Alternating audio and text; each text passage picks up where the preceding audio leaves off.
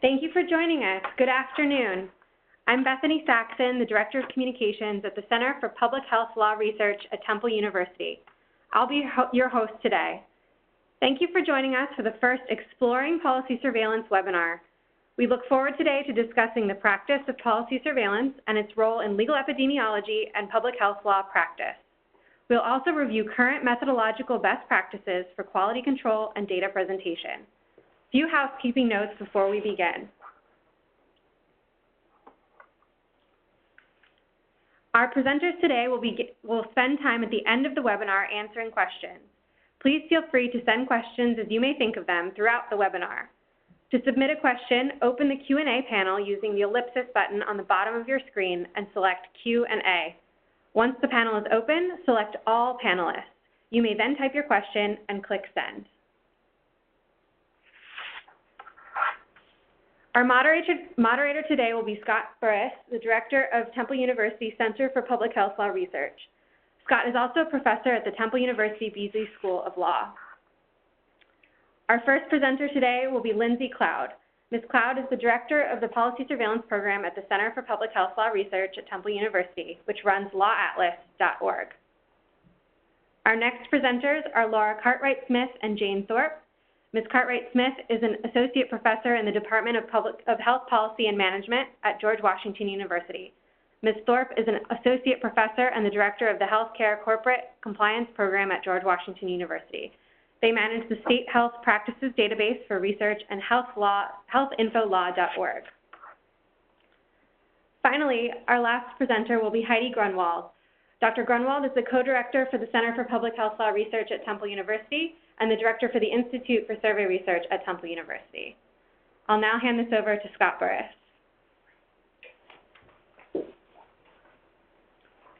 Hello, everybody. I'm delighted to have you here. I want to make a quick disclosure before I start the actual presentation, and that is to remind you that I'm a founder and board member of a company that produces legal software for doing policy surveillance, and I will mention that software briefly in the course of my introductory messages.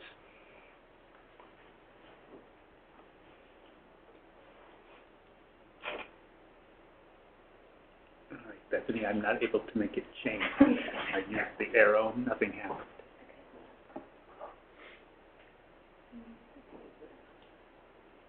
That's good. Okay. Well, all right, so today's presentation, I think, from all of us, is going to talk about key methodological issues in doing policy surveillance. But we, as a team of presenters, agreed that what we wanted to do was start with the why. Why is the methods? Why are the methods and tools of policy surveillance useful and important? And what do the basic methods that we have allow us to do in terms of our science and research work? Okay, so here we go. We know that law is essential to public health. Probably no one's signing up for this webinar unless they know that. But in order to really make law useful in public health, we have to be able to say what its impact is. We have to distinguish between the laws that work and don't work, between positive impacts of laws and toxic side effects of laws. We have to be able to ensure that once we know what works, we are able to promote and secure the widespread adoption of laws that support health, especially when we're talking about city level or state level, or talking about the nations of the world. You have to have diffusion of these effective innovations. And, you know, to complete the circle, we're not going to know the impact and we're not going to be able to spread the good unless we have greater engagement of public health systems, both the research side and the practice side, in the evaluation, implementation, and diffusion process. You're typing something? What's going on? You're fine. Keep going. Okay. I just need you to turn this for me because it's not working. Mm-hmm. Okay, sorry. Okay, so what are the big challenges to effectively using law in public health? Actually, that's the same slide I just had, so let's go to the next one. This is strange that it's not. We're having a little bit of technical problem with slide advancing for some reason here. Are we still the presenter? Mm-hmm. That's the problem. Okay, so, all right. Hold on. Now, I date scientific legal mapping, of which policy surveillance is an application, to the Alcohol Policy Information System, which was started nearly 20 years ago now, to help us get better knowledge of how alcohol policy is working.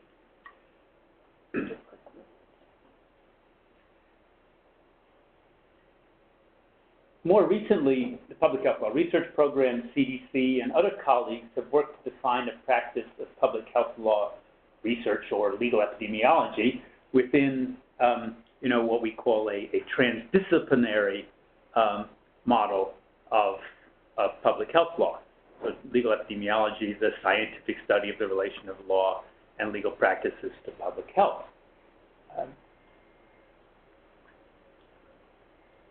Within that, we have developed the concept of policy surveillance.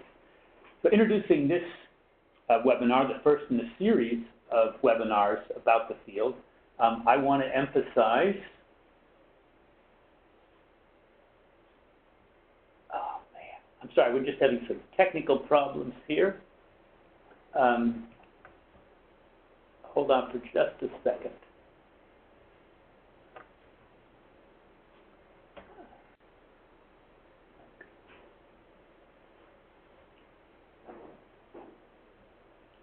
Yes, I want to emphasize that the practice of policy surveillance is still evolving. And as we better understand its uses and users, it's going to continue to evolve. So it's important to arrive at some basic definitions and to postulate standards and proper methods, but it's also important to support the emergence of alternate uses and approaches. So, in introducing this session, I'm going to attempt to offer a few parameters for policy surveillance and scientific legal mapping. So let's start with this definition that you see in front of you. Policy surveillance as the ongoing systematic collection and analysis of laws of public health significance. This suggests to us, certain key characteristics that are going to come out in the discussion: the use of scientific methods, the systematic approaches, and the longitudinal element. So this produces, to me, my first major point, which is that policy surveillance is rooted in the observation of the apparent features of legal texts.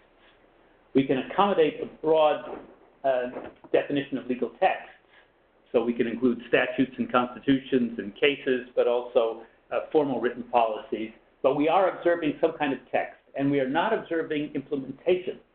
This is an important part of legal epi. Implementation is often has crucial impact on the outcome, but it is not policy surveillance. Second point is we are looking for a text. We are not, in my view, we have to avoid the trap of incorporating into our definition of policy for policy surveillance purposes what is often in some broad definitions of policy sort of settled practice. If there's not a text that tells people what they're supposed to do, why they're doing it, and so on, then that really doesn't count as policy for purposes of policy surveillance. We are always looking at text. And finally, we're not interpreting what that text means, what that law might be applied to, or what it might mean. We're reporting what it says.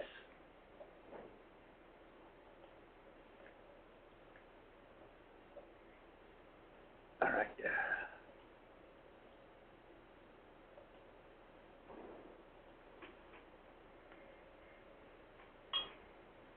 In the work of the Public Health Law Research Program and our Policy Surveillance Program, we've had a big emphasis on explicating research processes to produce transparency and reproducibility, and Lindsay is going to talk about this. This had the additional advantage of making policy surveillance more scalable by establishing trainable methods and supporting practical elements like costing. One can say that the methods set out by the policy surveillance programs are not setting a standard because they're the best or the only methods, but only because we've actually taken the time to set them out. So clearly, as we progress in our field, more methods, richness and discussion and innovation is going to be important. I think the second major point I want to make about policy surveillance and how it works and why it's important is captured by this slide. APHIS, as the originator, broke with traditional legal research techniques, most importantly by transforming legal text into numerical data. That's a really important change. Changing from what we lawyers often do, which is to explain one line of text in two lines of text, to turning words into numbers, produced three pillars of greater efficiency in policy surveillance. One was that we were explicitly trying to be scientific and so adopting transparent and reproducible methods to do that transformation. The second is that by using those methods and by focusing on the production of data, we were actually reducing the cost of doing this kind of legal research and increasing productivity as we went forward in updating and correcting. And finally, we were producing data, and data by definition has multiple uses. So we could use the legal data for evaluation, but we could also build those kind of websites like Law Atlas or PDAPs that track change over time and in some sense help spread innovations that are good. We, in the same way, could engage more people in the law because we're telling stories about change over time, and we're making the legal information more available to the many non-lawyers who need that information to do their work. I don't know how to scroll this, Bethany. Okay, let's see.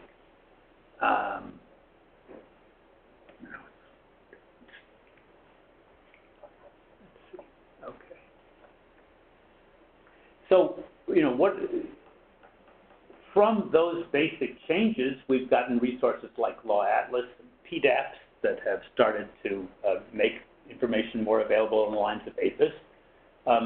We've had the ability to develop the kind of techniques that Lindsay's going to talk about that we use in the policy surveillance program. When we've been able to build software like Monocle that is designed to support policy surveillance research and present and hopefully reduce the costs and increase efficiency, producing data in optimal form for evaluation research, and to facilitate the kind of quality control and indices stuff that Heidi will discuss. That said, and I'm very pleased with the uptake and the quality of the work that's come out of this line of thinking, there remains a vibrant practice of policy surveillance that involves collecting and categorizing or tagging legal texts without purporting to measure the text numerically. So a recent example is the Global Abortion Policies database of WHO. And Jane and Lara will talk about some of their experience with this approach, and particularly its comparative advantages and utility for certain important users and use cases. So I'm now going to turn it over to our speakers who are going to carry forward with their particular experiences and perspectives on how we can use policy surveillance and the methods that are developing to study, change, share, and know the law. Great, thank you. Good afternoon, everyone. My name is Lindsay Cloud, and I will be highlighting policy surveillance methods and standards. So I wanted to start out by saying what is the right direction really depends on you. Legal mapping is not a one-size-fits-all methodology. There are many methods used around the world and in the U.S. To create legal data. And dependent upon your goals and resources, you may find one approach more suitable to your project than another. Here are just a few of the different approaches public health law researchers employ to create legal data under legal epidemiology and answer legal questions under public health law practice. At the center, our primary methodology for carrying out legal mapping projects has centered on the practice of policy surveillance, which is found on the left side of your screen under legal epi. Now, why is that? Why has that been our primary focus over the past 9 years? Well, the short answer is that policy surveillance methods are efficient without losing rigor. The 3 pillars of greater efficiency encapsulated in the process include a focus on transparency, reproducibility, and credibility in order to turn the text of law into data that can be used for evaluation. Of course, reduce costs through innovative technology like Monocle, a software coding platform that provides a one-click away from publication. And all of this feeds into our center's overall mission to produce highly rigorous data that can be used by advocates, researchers, community health workers, government agencies, and others. So here on your screen is a visual of the policy surveillance process, which contains 8 discrete but iterative steps. Today, we're not going to focus on exploring the how you carry out each step. Rather, I plan to highlight the core standards of reliability, transparency, efficiency, and reproducibility, as these 4 things are really the core standards behind the methods of policy surveillance, and they drive the steps. And maybe more importantly, these core standards can be adapted and tailored to your own public health law research project. So as you scope your project and you identify the topic and parameters, you'll be determining the bounds of relevance. Kicking off your project by giving scoping its appropriate time, energy, and thought is the essence of efficiency, as clearly delineating your boundaries of inclusion and exclusion criteria from the offset of any project will save you a ton of time down the road. You don't want to commit to a 50-state, 30-year longitudinal assessment on a topic without understanding resource limitations and addressing overall feasibility questions, such as, where are you going to find the law? Is it accessible?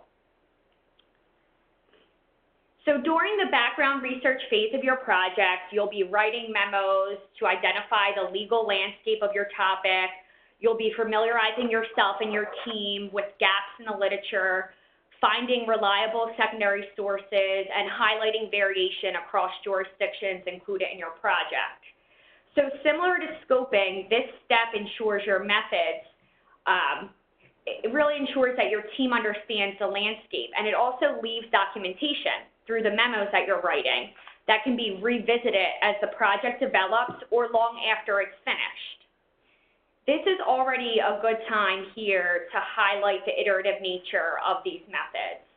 In whatever methodology you're carrying out to carry out your legal epi project, your method should, of course, be systematic but flexible enough to leave room for refinement. I wanted to highlight this with an example. Imagine your research project is capturing payment strategies around medication-assisted treatment coverage across the entire United States. In your scoping phase, you said, okay, our team's going to collect all relevant state statutes and regulations around MAT treatment and coverage for commercial insurers. Okay, we can handle that. Well, in your background research phase, you start to realize how important Medicaid policies are to your project and to really understand the breadth of MAT treatment and coverage. This is where you need to take a step back and really analyze the feasibility of whether or not your team is going to be able to capture the Medicaid policies, dependent upon your timeline, your resources, and the overall goal of your project. So this is just to highlight your method should be flexible enough to continue to refine your scope as you move along in the process.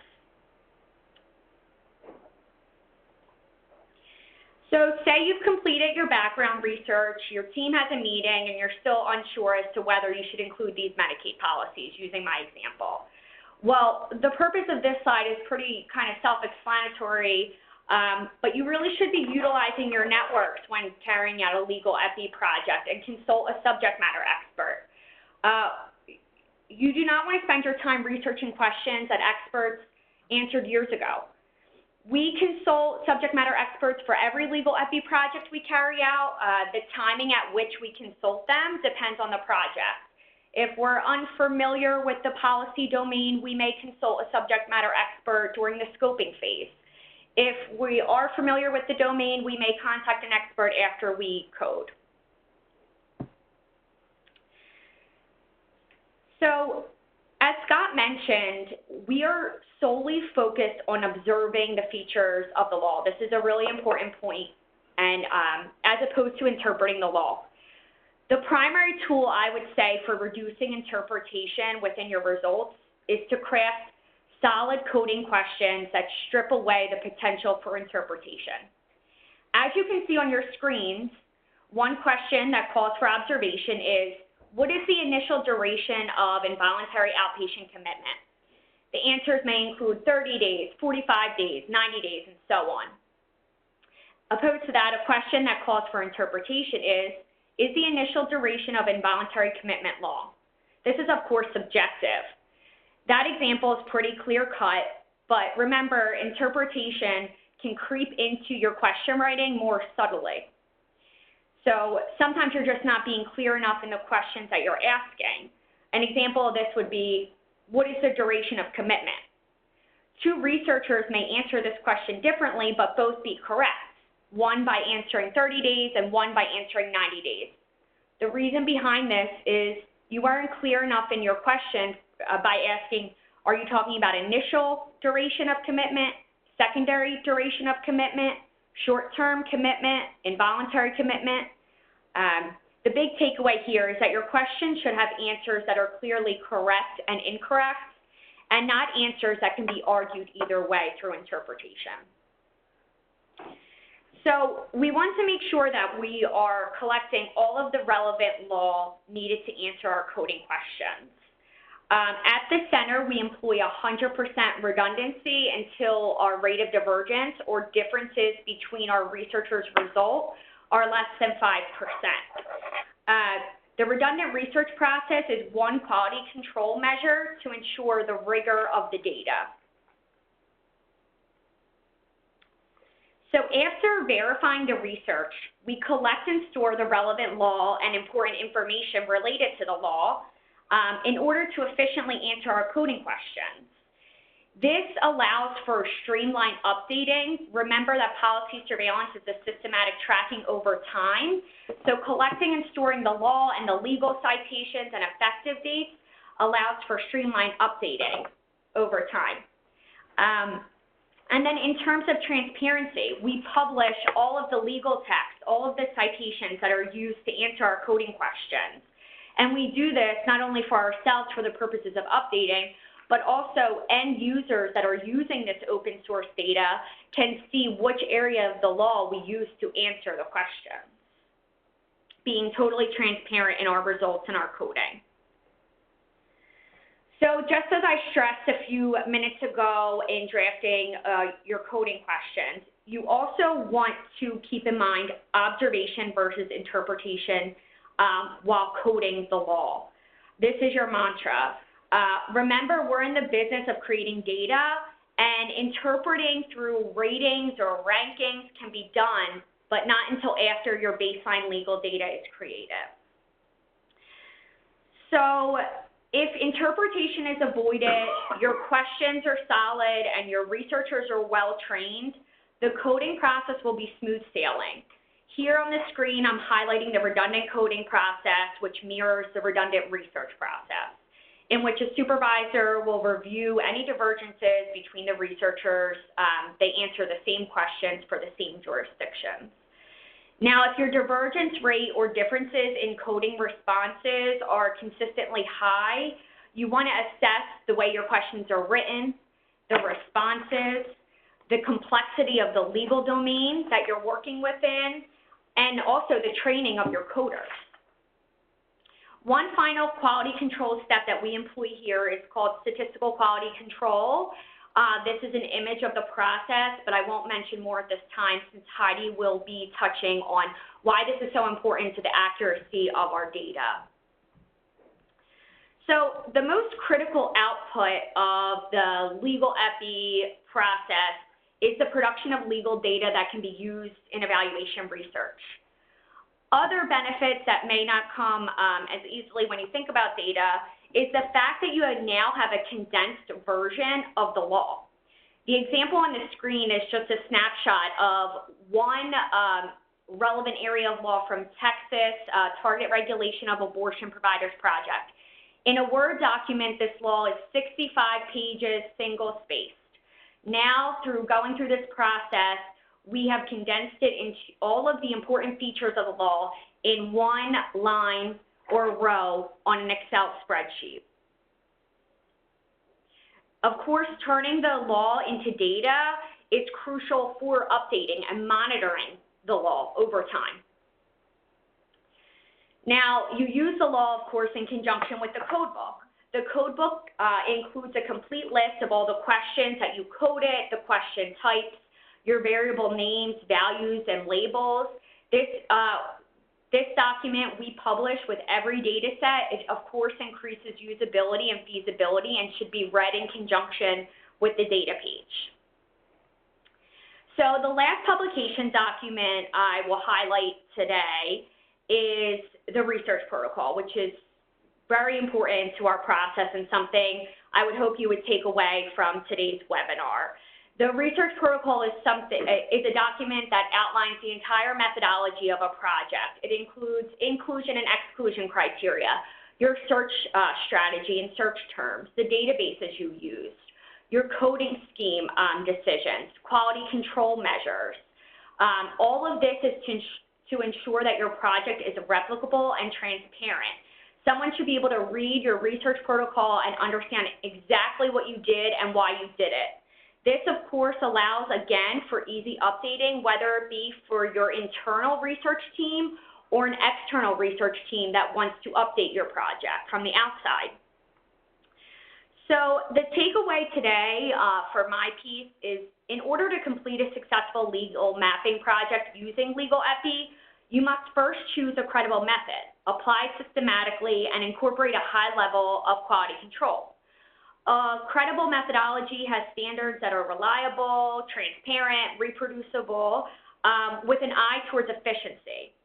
If the policy surveillance process is not suitable for your personal project, I hope some of the core steps and tools discussed today, such as the protocol or writing questions that call for observation, can be borrowed and incorporated in your own methodology. Thank you, and I'm going to turn it over to Jane and Lara.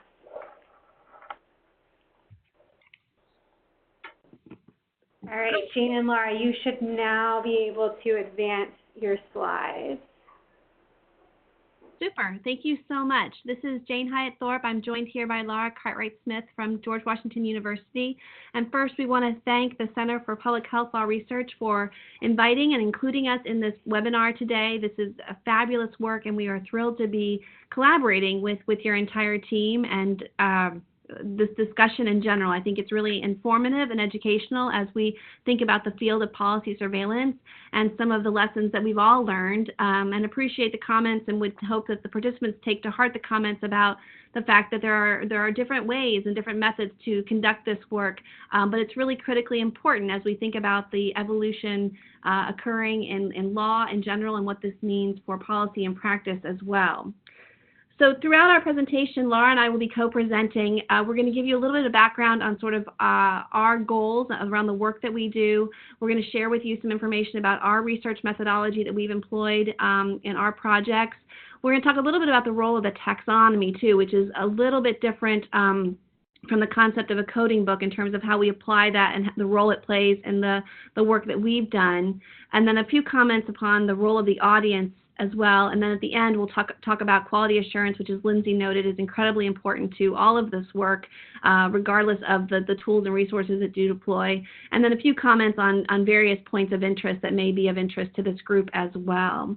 So as we think about getting started, the goal of the work that we have done, and I think the goal of policy analysis in general, surveillance in general, is really thinking about how do we organize and categorize legal text. And from the work that we've done, we've actually focused on conducting this work using pre-selected categories or topics, such that in our work we've identified methods to organize the law or organize the legal text according to predefined categories or topics and subtopics that are relevant to the audience for which we are conducting the research. It's always important as you're thinking about this, jumping into this, is selecting an area of focus. And I think as Lindsay commented also, thinking about what is it that you're going to focus on. And within the law and within legal text in particular, there are a number of very interesting areas to focus on. In the work that we've done, we've primarily focused on issues related to health information law. And so you'll see a couple of our examples towards the end of the presentation, as well as other work that we have done, has really focused on health information law, how states in particular regulate the privacy and security of health information. And of course, we've looked at that in conjunction with federal law as well. We've also looked at provider and insurance issues at the state level and applied a similar methodology to looking at those areas as well. But thinking about the area of focus can be driven by a number of different things. It can be driven by work that you are passionate about and interested in considering further. It can also be driven by your funder or funding source and the issues that are of particular relevance to them, or it can come from grants or contracts that you're working on. So really thinking about what that area of focus is, and then how are you going to combine both your expertise in terms of the legal mapping process with the role of subject matter experts as you think about defining the parameters. As Lindsay also noted, scoping is very important.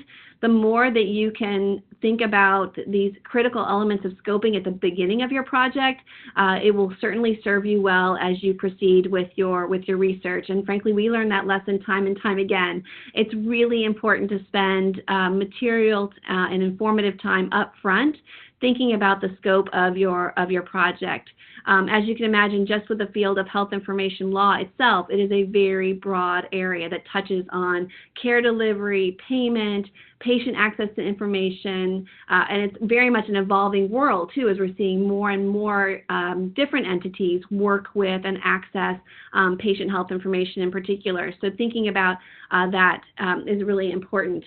Similarly, the work that we did on the provider level, insurer level, at the state level, it was really important for us to think about very specific topical areas, because there is an incredible depth of information in state law that affects and governs the work of providers and insurers in particular. I think we've touched on some of these things, but just very quickly, some of the things we think about is in your scoping is, narrow versus broad. For example, are you going to focus on a small set of states or all states? Are you going to be looking at a particular category with very deep focus, or are you going to be looking at a number of categories with a broader focus? A good example there is in the work that we did for the State Health Practice Database for Research is initially we had 3 large domains. We were going to look at specific issues related to providers, specific issues related to insurers, and we also had a public health domain. But given the time and the resources that were available for that project funded by NIH, it became very clear that we just did not have the time or the resources to capture all of those broad domains, and we narrowed it to the provider and insurance fields in particular. In some of the work we've done, too, we've also found there's interest in tracking the law across time, as is the example for our State Health Practice Database for Research. But in other instances, it's been more of a point in time, where we're looking to capture what the law says in a given point in time. The important thing to remember if you're thinking about doing a point in time exercise is that you still want to make sure that you have valid replicable methods, because it may be that you decide to turn that point in time research into longitudinal research. And so you want to make sure that you're building a solid base if you decide to go on and think about, well, how has this then changed or evolved over time? The third piece that I'd highlight is we also spend a lot of time thinking about whether or not the output will be comparative versus descriptive. And again, we've done work in both areas, and we also find that some of our practices actually end up being both comparative and descriptive, in that we're trying to compare variation in state law across a certain time period, sort of like head-to-head comparison. And other times we're just simply trying to describe what the law says in a particular field without the goal of sort of comparing it necessarily to other states or other practices. And as I mentioned before, all of this sort of builds towards developing a taxonomy. And with the work that we've done, we have primarily used a taxonomy to really drive the work that we're doing. And at bottom, the taxonomy is basically a resource that we use to describe the research, describe the parameters that govern the research. Here is where we're defining the categories that we're going to use, any topics or subtopics that we're going to use. Oftentimes we'll find that we have larger categories. So for example, with the State Health Practice for Database Research, we had two very broad categories, provider and insurance, very vast. But then within those categories, we actually drilled down to approximately 30 topics, and within those topics actually had subtopics. And what we use these categories and topics and subtopics to do is really sort of define or organize the legal text so that it's meaningful to users. So if they're interested in a particular issue as defined by a particular category, they can go and drill down on that category, look for the topic or subtopic that they're interested in, and find the legal text that way. Yes, please. Yeah, I just want to add, so those categories and topics and things, those categories become sort of the variable. So the combination of category, topic, and subtopic is sort of one at the narrowest level within the database, the variable for that particular one. So that's how that sort of turns into the more quantitative data. Exactly. So really, at the end of the day, the taxonomy is really our guidepost for the research. We also publish the taxonomy so that users can see how we have defined the various terms that we're using, how we've defined the categories and the topics, and really towards Lindsay's point about being replicable, a user can go back and look at the taxonomy and walk through with us how we have thought about organizing the legal text that we are extracting basically from the law itself. So again, it sort of has this dual purpose of really being the guidebook for our research, but then also informing the user or the audience so they have a clear understanding of how we have proceeded with the work. So in terms of our methodology, here you will see sort of the narrative version, but I'm going to flick to the next slide actually that gives sort of a description. And this description actually comes from the State Health Practice Database for Research that we worked on. And again, this database was comprised of state legal texts that were relevant to a number of different provider-specific and insurance-specific features that were impacted in part by the changes made in the Affordable Care Act. So here we were really focusing on changes in the law between 2010 and 2016 that were relevant to providers and insurers in terms of changes post-passage of the Affordable Care Act. One thing I would highlight about our research methodology is that we actually employ keywords as our primary search tool. So one of the very first steps that we take after developing the taxonomy is to identify keywords that we think will be useful and relevant in identifying statutes and regulations that, again, fall within the information that we're seeking under our taxonomy. And then we use these keywords consistently to search for topic-specific legal texts within each of the state codes, statutory and regulatory. And typically what we will do is actually do an exercise where we will identify the keywords that we believe are relevant, and then we will do a sample. So we will pick a specific number of states. We will then use those keywords to help us understand whether or not those keywords are identifying or allowing us to identify the key legal text that we are looking to extract. At which point, sometimes we have to go back to the drawing board and our keywords aren't working. They're not generating the results that we thought we would see or that we would like to see. And so we have to modify those keywords and test again, because our goal really is to be able to identify the broadest pool of relevant legal text that we can using these keywords. So once we apply these keywords, as you'll see, we then use them to identify relevant statutes and regulations. And then we catalog these statutes and regulations. And of course, as I said, we sort of start with a small sample, and then we will build out in terms of perhaps the number of states that we're covering, or if there are additional topics that we're covering. We follow this same keyword exercise, identification of keywords, and then testing the keywords. And again, to the point about spending time at the beginning thinking about these things, the key part is on the front end, making sure that the keywords are the most useful towards identifying the legal text that you're working to identify. Following that, we then extract the identified statutes and regulations. We review them and extract any, if there are any outliers or things that aren't relevant, we will pull those out. And then we move about the process of preparing summaries and any additional explanatory text or graphics, and using this content to populate both what we refer to as sort of our underlying research template, but then ultimately the database where all this information will live. We also, and along with the taxonomy, we also produce and make publicly available the keywords that we have used along to do the research. So again, a user or other researcher can follow along the process that we used and repeat it or repeat it as needed.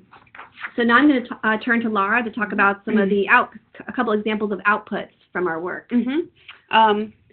So the first sort of product that we always have from this work is some kind of database. So the results of the research is usually a database of state statutes and regulations organized according to our taxonomy. And that may or may not be the final product for the purpose that we have for it. So for in the case of the State Health Practices Database for Research, in the last example, the database was part of the sort of final product that was available to researchers, because researchers were the audience, and the product was designed to support other research. Sometimes, though, our client or audience, targeted audience, is more of a lay audience, not necessarily as familiar with the law as in some other cases, and so we may need to turn the database into something more user-friendly. So something like a comparative map, for example, where we're showing people visually, or an infographic even, showing people visually some of the results of the database. We will always include more detail than just a map. So the law there will always be some sort of additional summary to help clarify. And a lot of times what we do is actually give people different levels of information as output. So we would have maybe a sort of very high-level map. We'll also have a table underneath the map showing, summarizing what we found, and then there's usually also links to the actual laws themselves or more detailed summaries, so that people can sort of, we'll meet people wherever they are in terms of how much law they want to know. So sometimes we have both state and federal laws. Sometimes we might have summaries of an entire law, or sometimes it's simply just portions of the relevant texts. But very often we'll include links to either additional resources or actual original source material links out to the law, so people can use it for whatever purposes they have. Here's an example of sort of the different, I have two examples of sort of our products. The first one, this is from Spider to show you how people can use it at different levels. So this is a comparative database that includes information from multiple years in 50 states plus DC. So it's 4 years of data across 50 states plus DC, or 51 states, we could say. And so a user could look at a particular state. If they're interested in just that state, they could look at just one variable, or they could look at multiple variables. And then when they, if they want to have more information than simply whether the law exists or not, we also have written a justification for each one, so they can glance at the justification and see what we mean, why this is included in the relevance at a glance of that particular law. This is the scope of practice law for nurse practitioners in DC. And briefly it includes, prescription privileges, for example, or certification requirements and whatnot. And then, and then if, once you click, I don't have an example on the screen, but once you click on that particular provision, it brings up more information, more detailed information about the statute or regulation in question, and includes a link out to the actual legal text for those who want to go to that level of detail. And then on the other example, this is an example of sort of more for a lay audience rather than researchers. You can see we have the visual of the map, which is the coding at sort of a very high level, what the colors mean, and the categories.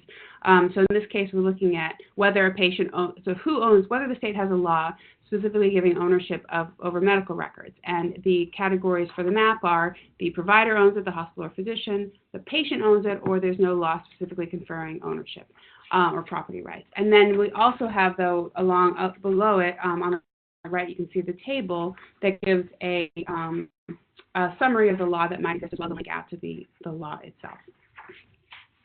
And so the sort of targeted audience or end user is important, both in terms of scoping as well as figuring out what your sort of final output is going to be. So it's not a one-size-fits-all situation for us. Like, we're not always giving people an Excel spreadsheet with data. Sometimes that's what they want, and sometimes we need to shape it for the particular use. And so Also, we found that when you're talking to non-lawyers or folks who are non-academic researchers, it's really important to make sure that they understand what they're looking at. So we always clarify that this is not legal advice, that, you know, we're not replacing their own lawyer to figure out what their particular circumstances are, what would apply to their particular situation. So, for example, if they're asking whether what they do is, for example, preempted by, if which state laws govern, or is it preempted by HIPAA and whatnot, you know, sometimes there's a very fact-specific analysis that must be done for them. So we want to make sure that people don't mistake the sort of broad research that we do for particularly specific legal advice. So, but we also don't want to give people information at the wrong level. So if what they need is a really high-level consideration of a policy, then they might not need sort of all the details about the regulation that exists. So sometimes we need a lot of detail for the folks who are doing more legal analysis, and sometimes we need to sort of take it up to a really high level. And then finally, I'll just mention that the user guide is, or you know, the instructions that go along with any product are really important. So it's really important to clarify not only what your process was and what happened, but sort of what was in the scope and what was not in the scope. So, for example, sometimes you have to define what's included. And an example of this is we were doing some research on state health information exchange opt-in or opt-out policies. So is somebody's information automatically included in the HIE, or does it have to be, do they have to opt in? And so that actually, it turned out, is often not written down in statute or regulation, but rather sometimes it's in state guidance, and sometimes it's simply a practice of the HIE that might not be written down. And so we had to sort of define first what we meant by state policy. And say some things like, you know, a non-state run practice that isn't written down in policy would not be included, but, you know, if there's a governing entity that's a state entity, then that would be included, and so forth. So you have to include those sorts of definitions that scope and put parameters around your product so everyone understands what they're looking at. And with that, I'll turn it back to Jane. Well, I'm trying to turn the slide, but it's not connected. Chat window. We might need to go here first. Okay. So moving on, a few things I just want to highlight quickly as we wrap up our remarks: the importance of quality assurance. I think, as Lindsay touched on as well, it's important to have a predefined quality assurance methodology that is understandable and scalable. It needs to sort of address the role of primary researchers and secondary researchers, as well as primary and secondary reviewers. We also incorporate into the work that we do a full oversight review for accuracy and consistency post-data extraction, and then another final review prior to data launch. We have found that those steps are absolutely critical in ensuring, again, the accuracy and the consistency of the information, which is very important in terms of user confidence as well. And of course, we describe this entire process related to quality assurance in the user guide, and again, make that fully available to users as well. Thinking about the final points here, in terms of some of the things that we've, challenges or issues that we've encountered, things to be aware of is there's oftentimes great variation in state statutes and regulations in particular, not only in the terminology that is used, that you have to figure out how best to harmonize and explain to your user how you have, what terminology you're using and where there's that variation across the states. The other issue that we found, particularly with longitudinal work, is that from year to year, first of all, some states don't publish a code every single year, and what we've also found is they may reorganize that code from year to year. So when you are particularly providing links back to primary text, we have found it very important in the user guide to be very clear about those states that don't publish a code each year, as well as highlighting any changes in coding placement that happens from year to year to make sure that you're communicating the information clearly and accurately. We also find that, as Lara was mentioning, that interpretation of the information is critical, and sort of being very clear in your communications with your users and audience what exactly the information is and what it isn't. I think, as all the presenters have said today, we're thinking about the observation of legal text, but making sure that your audience understands that this is the observation of legal text. And there may be other elements of law, other policies or practices that influence how that law actually works in practice. And so being very clear that we are observing the law, but there are other factors that may play a role, including the interaction with federal law, frankly. And then one of the other interesting things I think about this work is really working with other disciplines, thinking about working with others, not only in the public health sphere, but economists and others in particular who have a different view of sort of the law and legal texts and their interpretation of the work that they're doing. And so it's very exciting and interesting to think about this as a very interdisciplinary practice. So with that, we will turn it back over and look forward to discussion at the end. Thank you so much, Jane. We're going to move on to Heidi Grunwald now.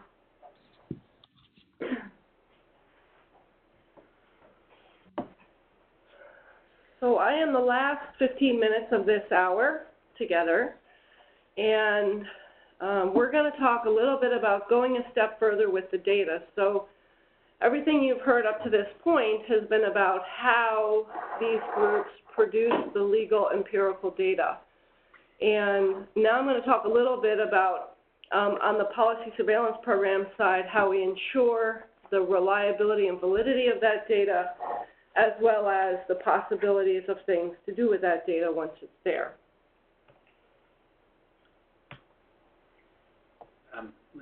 We're having a problem with my slides. How are you doing it?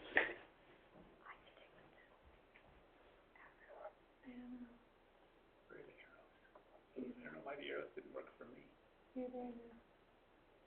Where are you? Okay, that's fine. You're good. Yeah, okay, I'll just go back to the agenda. You guys have heard a lot about data, code books, and protocols. I'll say a brief note about statistical quality control. We'll look at the types of data that we produce, and then what more can be done. And I'll talk a little bit about legal evaluations, policy ratings and rankings, and interactive data systems. And I think this is this is a very broad overview, and for more information, we're going to refer you to some links.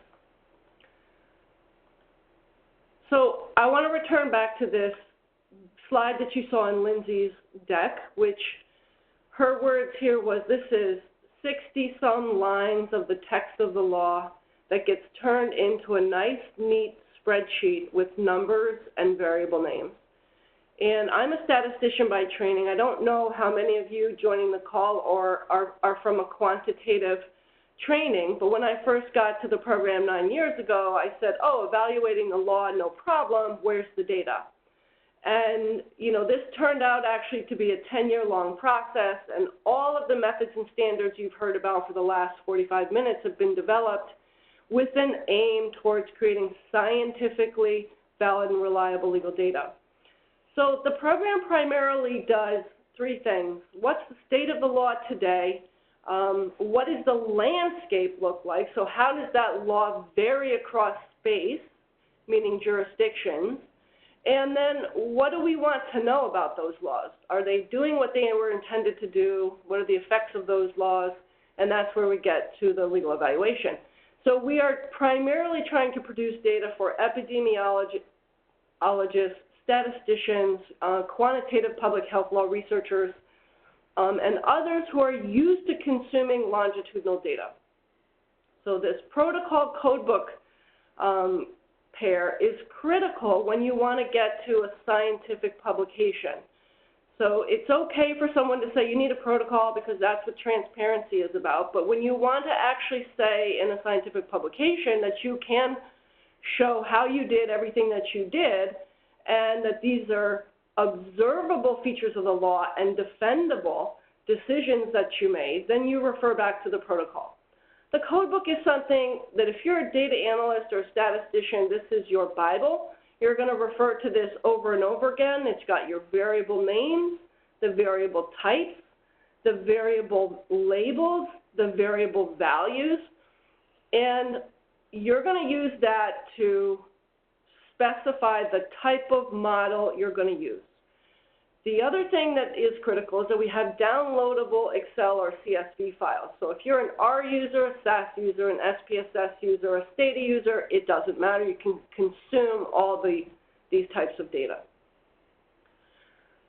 This is a very high overview of why we moved to statistical quality control versus what normally would be done, which is calculating a Cohen's kappa. We have some data sets with millions of records, and we also have we put forth the premise that there is a correct answer to a question. Now, another lawyer might look at it and have an argument for why they answered it differently, and that's perfectly okay. But in our protocol, we're going to tell the researcher exactly why we believe the answer to be X. And when these questions are redundantly coded, we're going to expect two independent lawyers to come to the same answer X. And if they don't, we're going to ask why, we're going to go back, we're going to question it, we're going to revise the question, all these other things. So what we do here is at the very end of the data building process, we will take a random sample of coding instances. So that will be a state time instance, the way that a particular question was answered for a given time within a given state. And then we will take that sample and we will assign that sample to two independent coders who will then code those questions again. And if the divergence rate, which is the number of divergent records over the total records coded, is less than 5%, then we will deem that data set to be within the limits of our acceptable scientific reliability and validity. So how is this done? You know, this formula is not important, but if you know anything about calculating what a necessary sample size is to have power, we make three decisions a priori. One is that we want to be 95% confident that our data is scientifically valid. The second is that from repeated samples of our data over time, we make an assumption that our error rates are 10% or less. That gives us the variance estimate we need in this formula, and then we say that we're happy with a margin of error or plus or minus 5%. So that's simply the calculation for the sample size, the number of records. You know, there's a limit here. Your sample size, as your data set gets bigger, is probably never going to be bigger than 200 to 300 records. But what that means is for every single data set we build, 200 to 300 coding instances have been redundantly coded for statistical quality purposes only. So I just talked about that. This is the final set, and all of these numbers will go into the protocol such that you will see what the divergence rate was at each stage. And we'll move on to the types of data that we created. And Jane and Lara were talking a little bit about the difference between cross-sectional data, which is a snapshot in time. What's the state of the law today in each state or in each jurisdiction, versus longitudinal data on the right-hand side of the screen here, where you'll see multiple instances for the state of Alaska. So you'll see iterations for an effective date, begin, end, and if there's a change in the law, that's recorded here in a separate row in the data set, so you will have multiple observations per state and within time, within state and across time. So the end game, aside from mapping and comparative and descriptive purposes, is the evaluation. Is this law doing what it was intended to do? So what you see here on the screen now is the global framework for how we teach people to think about the causal mechanisms in the chain between law on the books and a population health outcome. So you can think of this as lawmaking, laws on the books, legal practices. The intention that a legal practice is meant to change a behavior or an environment that people are living in and are exposed to, and then in turn how those changes in behaviors and environments lead to changes in hopefully positive population health changes. Now I have a way for us to talk about example here. Research questions can span the spectrum of this logic model. And so law on the books, on the legal driver's side, on the far left-hand side, if you're a statistician or an epidemiologist, you would just be thinking of this as your variables that are inputs to your model. So this can be law on the books, administrative law, administrative rule, regulatory things, administrative structures, school boards, hospital administrative laws, as long as it's codified and can be measured. Under implementation, you might be measuring things like who has the authority to do things, who is responsible to carry things out, how are behaviors either incentivized or, like say with fines, how do we get people to change their behavior with fish versus carrot? Carrot versus stick. You know, if you want to talk about enforcement, you can actually measure enforcement as well. We don't technically here at the Policy Surveillance Program do that, but it's certainly measurable. There is a whole field of implementation science that you could refer to there. And then you have the mediators, and these are things that might actually act between the law and the ultimate public health outcome. They can be enforcement, resource distribution, process capacity, any of these things that happen in the environment or that might be involved in a person's thought process when they say, oh, there's a law, oh, there's a fine. Is the fine high enough for me to stop doing this behavior? And then you'll see on the causal side, what can we measure that has been changed? It can be proximal, like the environment or the behavior itself, or it can be way out in time, broad health outcomes, that take time to observe. So a legal evaluation is no different than evaluating any other intervention. You could think of a lab where you have a tobacco cessation patch and you're going to measure something. This is the same type of analysis that we might do as a statistician or an epidemiologist. A basic course on quantitative analysis or statistics would provide the guidance that someone would need. Now, there are a few things that come up in the law that might hang people up who've never evaluated the law before. That's why you want a team with someone who's carried out causal analysis before, who can help you interpret the models. So for a legal intervention study, we have a few basic characteristics. You have a clear intervention, which is that a law was passed somewhere. You hopefully have some outcome data that you can mesh up or mash up with the law in the same sort of time frame. So if you have a law was passed in a given year and you've got annual outcome data, that could work. You need variation in time and over time. So in order to do causal analyses, you need longitudinal data. And you need places where the law was and where the law wasn't. And then you need the variation over space, which is that, you can look at these are quasi-experimental designs primarily, so you might be looking at 10 states, 5 of which have the law and 5 of which don't. And hopefully you're looking at states that match up for where you can control for socio-political differences and other missing variables that might give you concern for endogeneity. So just in review for evaluating law, we don't have random assignment to treatment, so we're dealing with quasi-experimental or observational designs. And here are just a few tips that you should be aware of that would give you the strongest designs for detecting causal effects and the magnitude of those effects.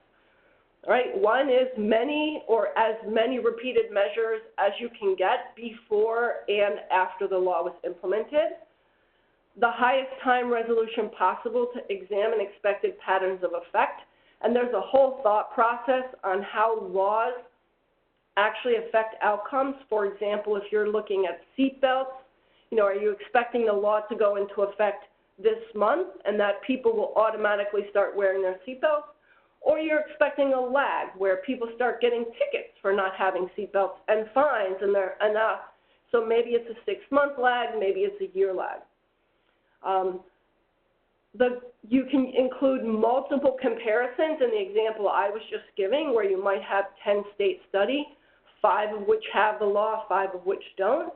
You might be using different types and nested levels of comparisons. So, for example, if you were looking at a study right now, tobacco 21 laws are hot, and people want to know, are we going to see a big difference when states or municipalities moved to tobacco 21 versus tobacco 18 or 19. And one way to do that is to use multiple places, but to use multiple groups. So you might be looking at what happens to youth 15 to 18 versus what happens to youth 18 to 21 versus 21 and up. So where are those laws having an effect? And you want to control for other things that might be going on. So you want the strongest possible design. And then, of course, nobody wants to make really big claims on one single study, so you want to replicate this study over other jurisdictions and over time. And then we examine whether the dose of the law is related to the size of the effect. And, you know, here we can talk about preemption, where you might have a state that just simply can't pass the law. So no one in the state is exposed to the law, versus a state that doesn't have preemption, where you have a state law plus you have another municipal law. So you could have different doses of exposure to a law in any given state. So the analytics for causal models, this tends to be very discipline specific, and then it will depend on where people are trained. But this is a list of the most commonly used statistical techniques for causal analyses and legal evaluation: random coefficient modeling, difference in difference models if you're an econometrician, interrupted time series or regression discontinuity analyses if you come from the public health or epi perspective, hierarchical linear modeling, which is also very closely aligned with random coefficient modeling, and multiple ANCOVA, multivariate ANCOVA. Now, if you're not familiar with any of those things, my best advice is to team up with, you know, a team of quantitative researchers. You know, and again, this is the why. Why do we do this? Well, legal evaluations make headlines because law as an intervention touches millions of people at once versus a small intervention that might be used, you know, in a lab or in a doctor's office or something like that. So when we find the effects of laws and they're good effects, where they're having the effects that we had hoped, they make headlines. And so these scientific publications or these headlines are all studies that actually were done using data like the data we've been talking about. One last thing I want to mention is what Lindsay was talking about, which is policy rankings or ratings. A lot of people don't want to talk about rankings because it becomes politicized, so we'll call them ratings. But this is a very easy way to take a lot of information and distill it down into one measurement called an index or an indices. So it provides us a systematic way that's replicable and transparent for evaluating policies. And it also allows us to quickly map these things so we can look at what the landscape is across multiple jurisdictions. And it allows us to go right to the applied side and to show policymakers where more work might be needed to increase the comprehensiveness of the coverage or the access to healthcare practitioners, or, you know, access to a much needed public health intervention. So I have one example to show here. The first thing you would do here in policy ratings or rankings is go right to the literature and say, what's been done before? And you want to look at, you know, is there evidence that these are good laws? Is there evidence that there are features of the laws that might be missing? And if you're going to put together either an expert advisory panel to, you know, come to consensus about what features you want to rank how, or you want to do it completely empirically, there are a couple of ways you can do it, which I'll talk about.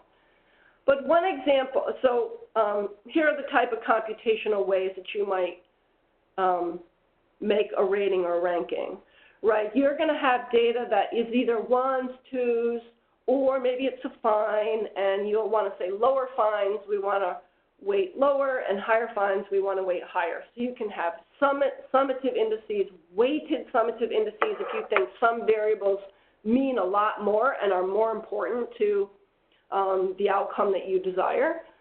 You can do this through regression. You can do it through factor analyses. And, you know, I give you a couple of names there. So one example that we did here inside the Center for Public Health Law Research was there is a scientific paper that CDC put out that says 8% of the population that has a cardiac event outside the hospital survives, 8%.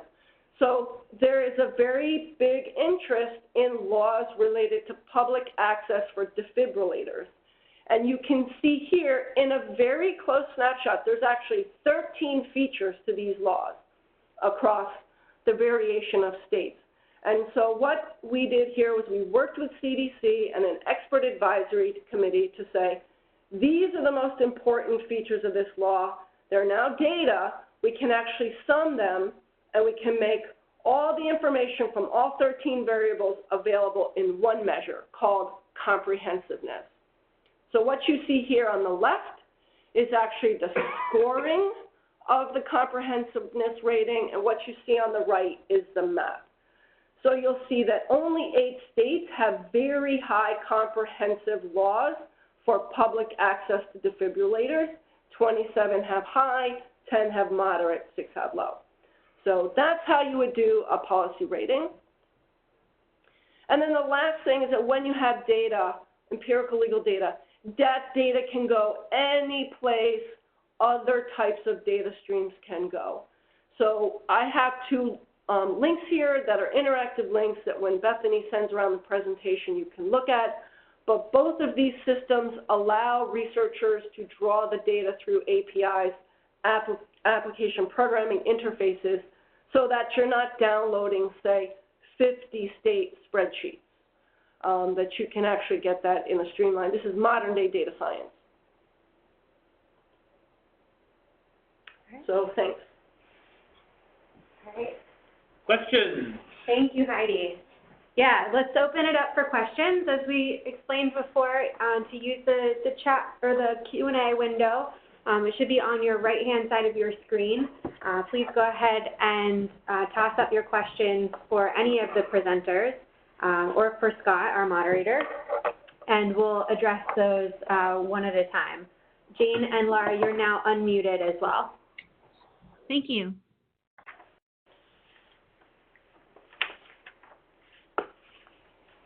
Well, while we're waiting for them to come in, Jane and Laura, I have a question for you, which is, I'm trying to understand, it seems to me that in taxonomic systems, and I'm less familiar with yours than I am, for example, with that global abortion policies database of WHO. It seems like some of them, and some of the ones you showed, are fairly specific. Like, I recall, I'm trying to remember the one where you looked, there were sort of 3 different conditions of health information ownership. Mm-hmm. And then some were kind of broad, like has a scope of practice. Right. So, you know, for evaluation purposes, I could see how we could use the second one, or the first one, which is, okay, you know, is there a relationship with, say, you know, public satisfaction with medical records ownership, you know, depending on, you know, who owns it. Because you have 3 distinct differences in the law. But it seems like the nurse scope of practice one is just a binary, they have a law or not. Mm-hmm. Which is fine if what you're trying to do is to get people to be able to, researchers to go in and look at that law and do things with it and just quickly find it. But I'm just wondering, is there a way in which some of the more detailed elements of the ways that the laws, those scope of practice laws vary, are captured as data? Yes, that's a really good question, and I think, you know, with that project in particular, we started at a higher level as we were sort of getting a lay of the land, and with some of the topics in particular, we found that we were actually able to drill down to a greater level of detail. For example, some of the medical malpractice ones, we were able to generate, you know, 2 to 3 variables, frankly, underneath the general, you know, are there medical malpractice caps? You know, we were able to sort of drill down on that and sort of define, you know, levels of damages and things like that. So we absolutely do, I think, a range of activities. You know, some it's just is there a law or regulation that governs, you know, broad topic, but then underneath that, you know, what are sort of common elements or features that we can observe. And sometimes, you know, and this gets to the point of working with a subject matter expert too, is, you know, at a high level, you can identify whether or not particular legal text exists or not.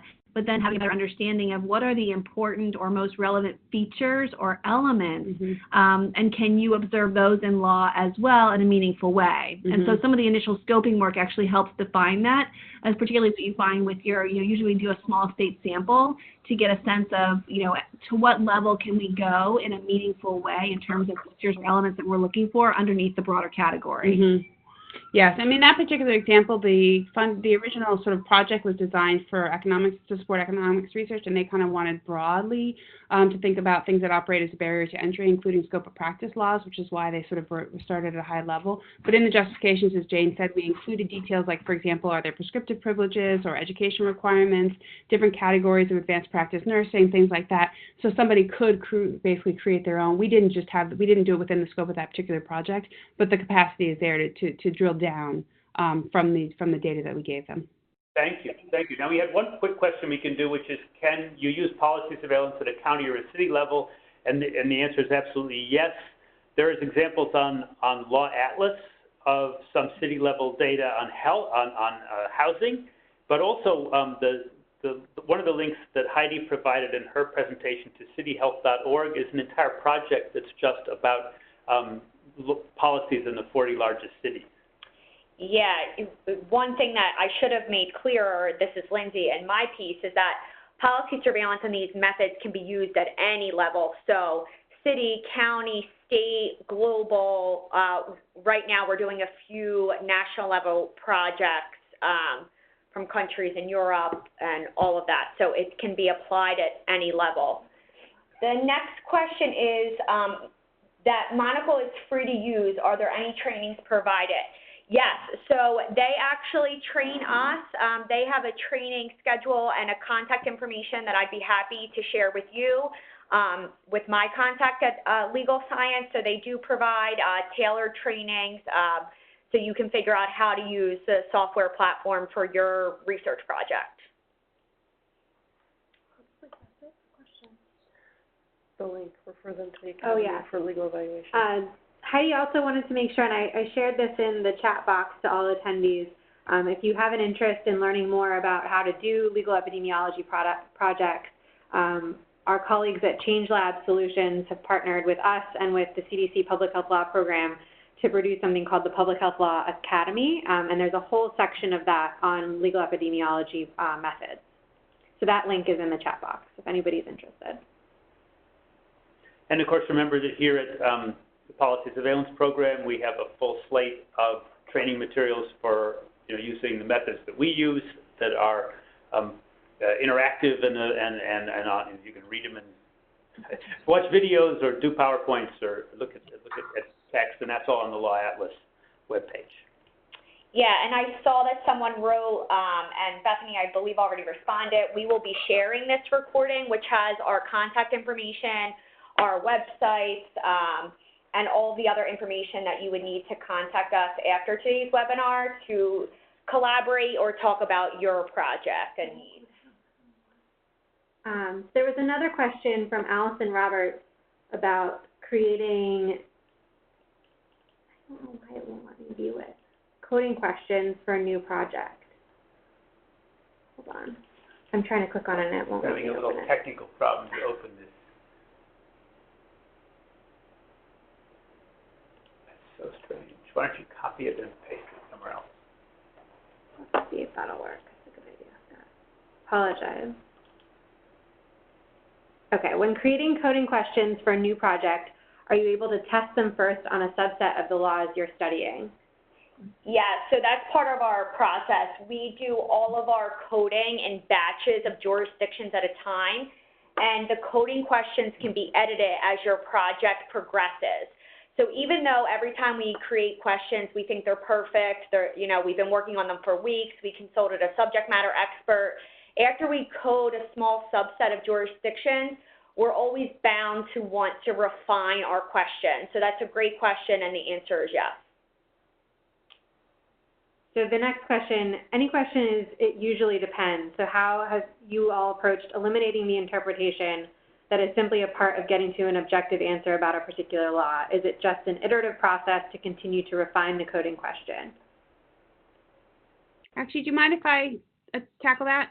Not at all. Go Sure. for it. So this is, yes, from the taxonomy perspective. So, I think this is part of the definition process, but one thing that we found very valuable is thinking through a particular fact pattern or a case. So, for example, we worked with researchers a lot for a legal and ethical framework for patient-centered outcomes research. And so in that example, the question as it applied to particular research scenarios, thinking through how a law would apply would help us kind of refine and define and clarify. And so that we would learn that we need to say in this situation, or only these providers, or excluding minors, or whatever the parameters are that would make our variable more accurate and more replicable. So sometimes it's about thinking through, for example, thinking about malpractice, the conditions, the statute of limitations for a malpractice claim, for example. There'd be a lot of exceptions for sort of people who were not, lacked capacity, or minors, or things like that. And so you would see that there are actually 5 sub-variables, so that you could get to a point where you don't have the it depends answer, where it's a clear answer. So usually those things that they might depend upon are examples of sub-variables or ways that you can refine your taxonomy. And I think on our end, when we think about this, we have, and there's quite a bit of training on this, we try and separate, first of all, the process of developing the coding questions and the variable answers from the task of figuring out what characteristics we wish to observe. So we first identify constructs, which are elements of the law that we want to observe. What is, the fine, the penalty, the covered party, et cetera. Because that's one kind of thing. Like, what is it you want to? What is the feature that you care about? And then the second question is, how can you write a coding question that guides the coder to find that feature and in a non-biasing way? So if you want to know about essentially using various kinds of mobile telecommunications devices in a car, you know that in the law they're going to be called cell phones and mobile phones and a bunch of other terms. And you can't ask a question, if you ask a question that's one or the other, you're going to have problems and you have to keep refining that to what do we mean by phone. But if you try and think about what it is you want to see, how you may in your protocol have to define what your question term actually includes, and your inclusion and exclusion criteria, you sort of build that way. So although there's some iterativeness to it, because you never get it exactly right, actually a key to efficiency is thinking it out before you start the coding and making sure that you have carefully specified what is to be looked at for the answer and what information is to be extracted.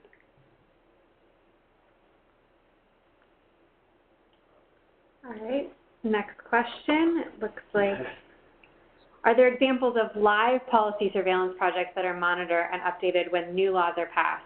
And when you design that type of project differently? So there's a few steps that I didn't cover in my piece that are part of the process for every policy surveillance project, since it is the ongoing tracking of these laws. And those are tracking and updating. So I didn't go over that at all today, but it is incorporated as part of our methods for every project. We're recording our search strategy and our search terms and the databases used in our protocol, and we're monitoring that through Google Alerts, and we have subscriptions to a few traditional legal research databases such as Westlaw. So we're monitoring a few of our high-stakes projects, weekly, monthly, biannually, depending on how hot it is in the state legislature. So an example of that would be syringe. We're constantly monitoring the laws and the change in the law over time, and we have a step to incorporate those changes into our project.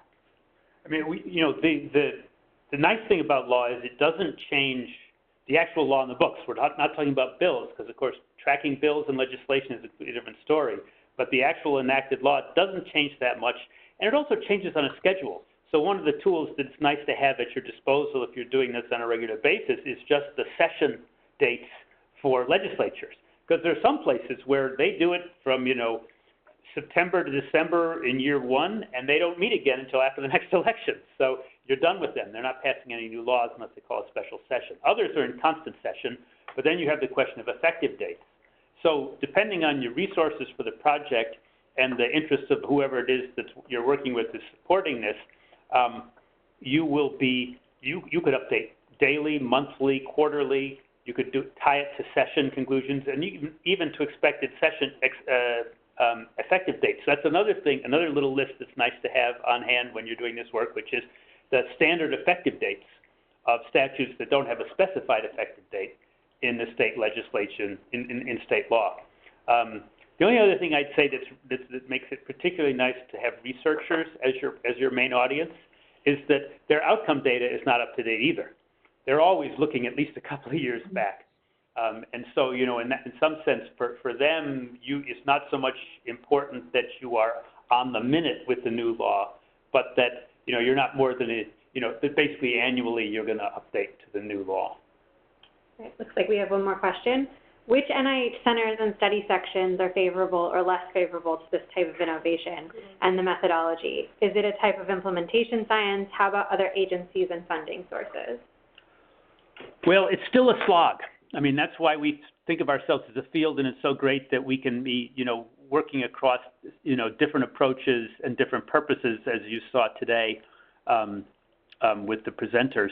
We have to be advocates for the importance of this kind of law as well as this kind of research, as well as being people who do it.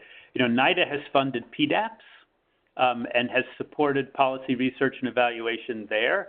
Although, study section by study section, you still might find yourself as the lawyers proposing something to a bunch of, physicians. NIAAA funds APIS. Both of them have program announcements that specifically reference APIS and PDAPs. CDC has less and less, often less accessible evaluation funding, but working with people at CDC is often an opportunity because I think the public health law program has raised a lot of consciousness there. We also can branch out to some extent, NIJ, NSF. There's a law program at NSF. This is bringing data to bear, which is always a benefit with them. Do others have thoughts, or people want to type things into the boxes? Because this is the million-dollar question for all of us.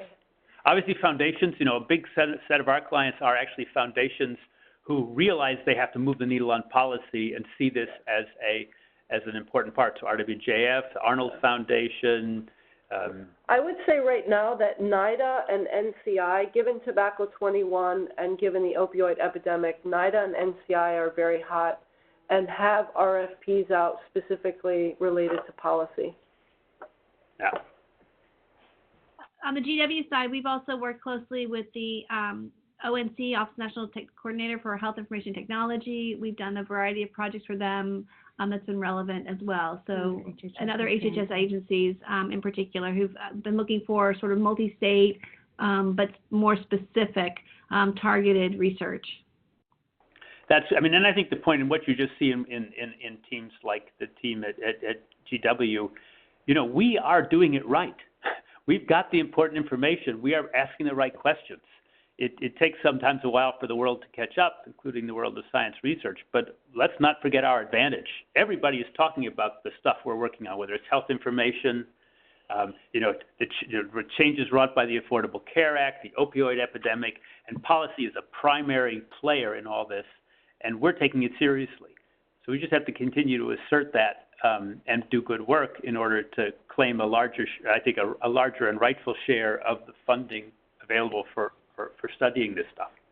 Looks like we have maybe one more question. Do we have time? Sure. Yeah, it says, could you please speak about whether and how sociocultural and political environmental contexts factor into policy surveillance, and especially into subsequent legal epidemiological analyses? How do you address these in your project?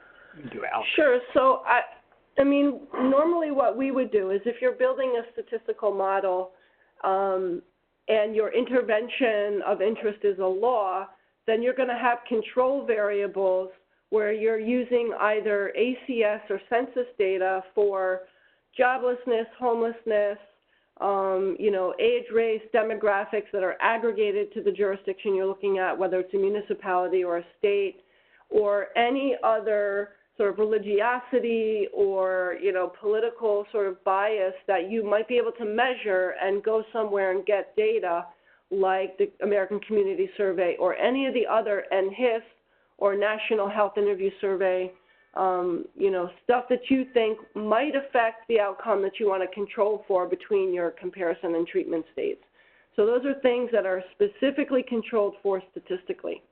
Now, when you're thinking about the policy surveillance side, it has a lot to do with what you select to study and to create data for. So, for example, we've done some work with NIH funding and a team at Emory University, which is trying to understand the effect of income support programs on child and family health. And so we built data sets on earned income tax credits, state level minimum wage and unemployment insurance. And then the team there is using these data to try and figure, really go at this basic social determinant, like to what extent does actually giving poor people more money in their pocket affect their health? That's a powerful question. It is, we're just we got there by just saying we should understand how this particular set of laws works. All right. Jane or Lara, do you have anything to add? No, I think that's a perfect answer. Great.